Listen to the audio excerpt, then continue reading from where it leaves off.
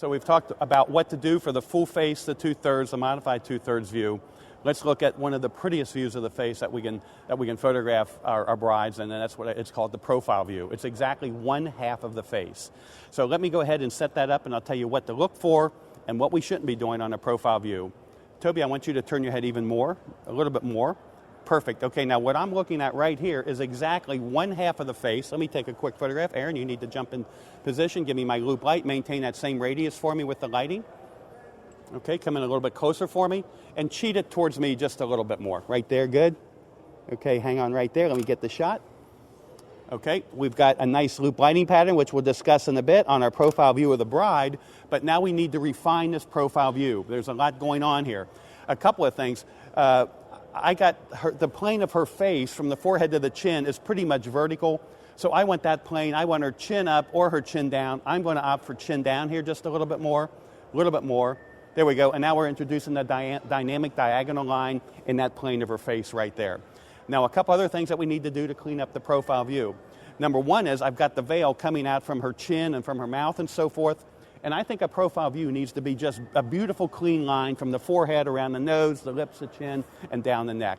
I don't want it to be obstructed by anything, so I'm going to move in here and just pull the veil out. We'll take another photograph, but you can watch as I move it how distracting it is. Just see, we got this like hunk of white coming out here. Let's go ahead and just move this back just a bit. So we got just a nice clean line right here. Okay, let me come back to my position right here. Toby, turn your head away from me a little bit more. Okay, now the other thing too as we look at this image, let's go chin back down again, eyes a little bit higher. Okay, but I'm going to walk over here. You're looking straight ahead, aren't you, Toby? Okay, so she's looking straight ahead, but as I take this next photograph, Toby is saying she's looking straight ahead, but when I go really close, doesn't it look like her eyes are actually kind of moving away from me, even though she says she's looking straight ahead? And this is another important consideration when you're making a profile image of your bride or anybody, is the pupils of the eyes have to be centered from camera position. So Toby, let me turn your head away from me just a fraction more. Now, right about there, and now when I make this image, bring your eyes a little bit more to the right. There you go, a little happier. There you go, eyes higher. Chin down, eyes look a little higher for me. There you go. Now when I look at that image, now the pupils seem centered from camera position. And that's kind of important to do, is having the eyes centered from camera position.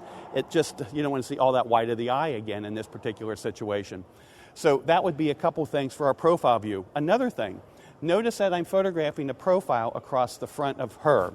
And whenever we're doing that, we're actually telling the viewer's eye to say, hey, if you're taking a profile, you're saying, look at this part of the gown as well. Aaron, come around just a little bit more for me, please. Light a little bit higher, a little bit lower. There you go. Let me take this photograph again. Because as we look at our image, you can see just how much of the gown is illuminated right here. So there's two ways to photograph a profile. One way is across the front, which means that you are asking the viewer to look not just at the beautiful visage of our bride, but also at her beautiful gown as well.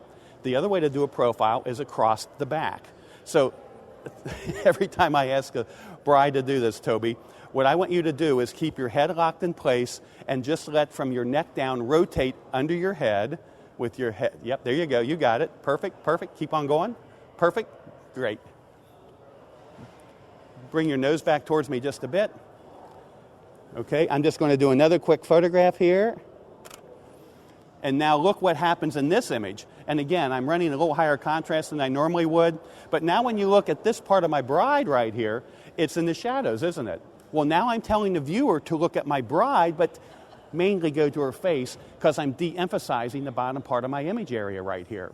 And why is it de-emphasized? Well, the light hasn't changed with Erin at all, but now she's just throwing a shadow right here. Because the orientation of, the shoulders before was picking up the light, now the orientation of the shoulders is shadowing the back part of the gown. And it's another way that we can control viewers' eyes to really explore and enjoy our portraits. So those are some of the key things to keep in mind when you're photographing a profile. Be sure the profile is clean from the top of the forehead, around the nose, the lips, the chin, all the way down here. Be sure the veil's not sticking out the nose or whatever else. Be sure you don't have any hair coming up under the chin. When you see hair coming up under the chin, I call it the Billy Goat effect. It looks like they need a shave. Be sure that you get the hair pulled back too. Sometimes we even use the veil to kind of pull the hair back a little bit so I have that nice clean line all the way up and down. And the other thing too is profile across the front to show the detail in the gown, profile across the back to focus the detail on our bride's face right up here.